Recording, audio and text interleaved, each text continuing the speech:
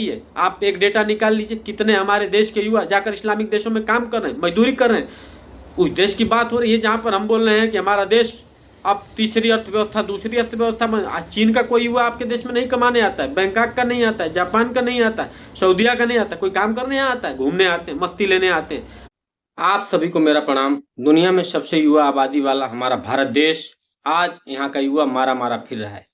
युवाओं के ऊपर लाठीचार्ज हो जाते हैं, आंसू गैस के गोले दाग दिए जाते हैं। भर्ती परीक्षाओं में 2-4 साल, 5 साल, 7 साल, 10 साल का समय लग जाता है। एक भर्ती आती है, कोर्ट के प्रक्रिया से गुजरती हुई 5-7 साल का समय लग जाता है। तब तक एक एक ही भर्ती देखने में उम्र क्रॉस हो जाती है और पता चलता है कि अब दुबई, बंका विदेश, सऊदीया, कुवैत ही जाना पड़ेगा। उस देश का हाल है जहां पर मां अन्नपूर्णा की पूजा हो रही है, देवादिदेव महादेव की पूजा हो रही है। बोलते हैं कि पूरे दुनिया का हम पेट भर सकते हैं, हमारे पास इतना राशन है। भारत दुनिया की सबसे युवा आबादी, आर्थिक महाशक्ति बनने जा रहा है। अगर जितने भी युवा विदेश गए हैं वो चले आए तो सच्चाई यही है कि ये सरकार दो वक्त की रोटी का व्यवस्था भी नहीं कर पाएगी। ये आंकड़ा आप देख लीजिए, चाहे सरकार किसी भी पार्टी की हो, चाहे कोई भी सरकार में बैठा हो, अभी अगर सारे विदेश अगर भेजने शुरू कर दें भारतीयों को, तो यहाँ की सरकार के पास दो वक्त की रोटी नहीं है। उस देश का हाल है जहां पर राम की पूजा हो रही है, महादेव की पूजा हो रही है, अन्नपूर्णा की पूजा हो रही है और कृष्ण की पूजा हो रही है, 33 कोटि देवी देवता की पूजा हो रही है, वीर वीरांगना क्रांतिकारियों की पूजा हो रही है।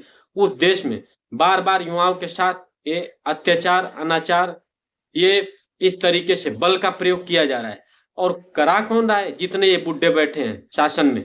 आप देख लीजिए, कोई भी युवा है, विधायक, सांसद, मंत्री, आप देख लीजिए, युवाओं का एक लिस्ट निकाल लीजिए, जो है वो किसी का घर का ही सदस्य है, जिनके बाप दादा मंत्री, विधायक, सांसद रहे हैं, उन्हीं के घर के लोग भरे पड़े हैं। किसी भी पार्टी की बात कर रहा हूँ, 100% की बात कर रहा हूँ, इसमें 99 नहीं, 100% की बात कर रहा हूँ।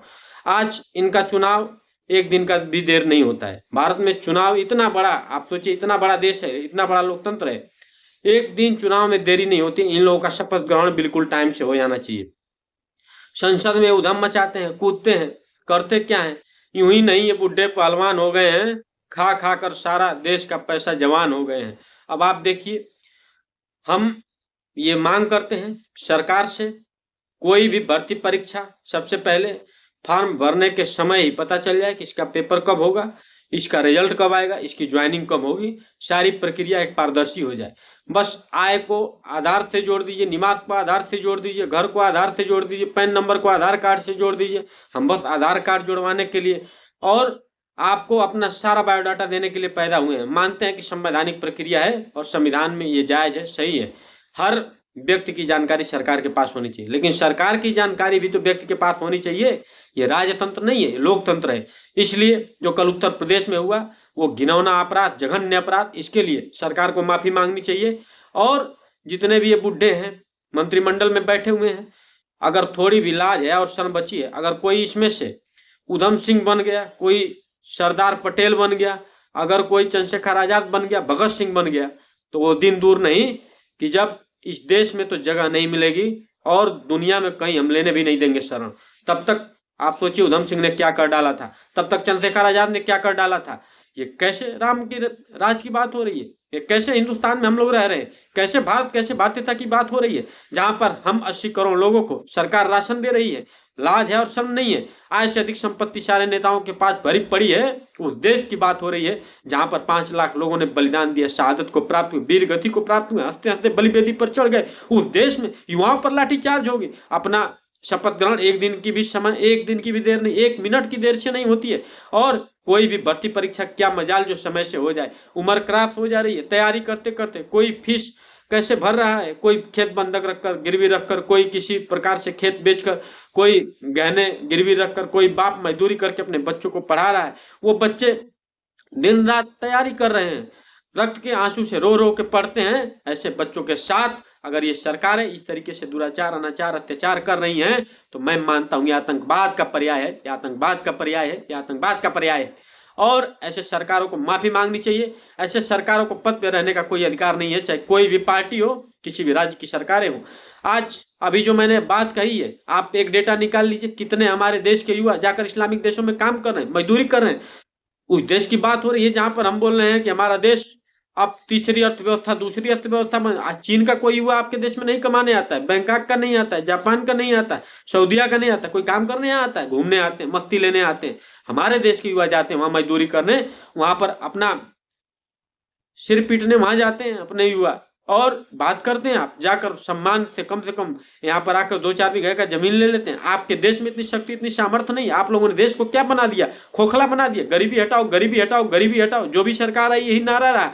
आज मैं सख्त मांग करता हूं, जब तक इस देश के नेता अपने सुख, अपने सुविधाओं में, जब तक ये वीवीआईपी लोग के दिल में वो दुख, वो दर्द, वो पीड़ा, वो तकलीफ नहीं उतरेगा, नहीं चरितार्थ होगा, जो भगत सिंह के, चंद्रशेखर आजाद के, राजगुरु के, राम के, कृष्ण के, शिव के दिल में था, जो हनुमान के दिल में था, तब तक इस देश को ना कोई बना सकता है, न ये देश कभी आर्थिक शक्ति बन सकती है। सब लोग अपने सुख सुविधाओं में कटौती करिए, जितनी आय से अधिक संपत्तियां सब देश के नाम करिए। यही तो हमारा संविधान बोलता है, यही तो बाबा साहब का सपना था, यही तो सरदार पटेल का सपना था कि कोई नेता अय्याशी मत करे, भोग विलास सुख साधन ना हो किसी के पास। सब लोग देश के लिए जिए, देश के लिए मरे, धड़कने श्वास हो मातृभूमि के लिए। व्यक्ति व्यक्ति में जगह राष्ट्रहित भावना दाव पर सभी लगे, मातृभूमि के लिए ये धड़कने श्वास हो मातृभूमि के लिए। वंदे मातरम, जय हिंद, जय भारत। अरे युवाओं उठो, वक्त ये कह रहा, खुद को बदलो, जमाना बदल जाएगा। शक्तियों को लगा लो सही काम में, देश का भाग्य खुद ही संवर जाएगा।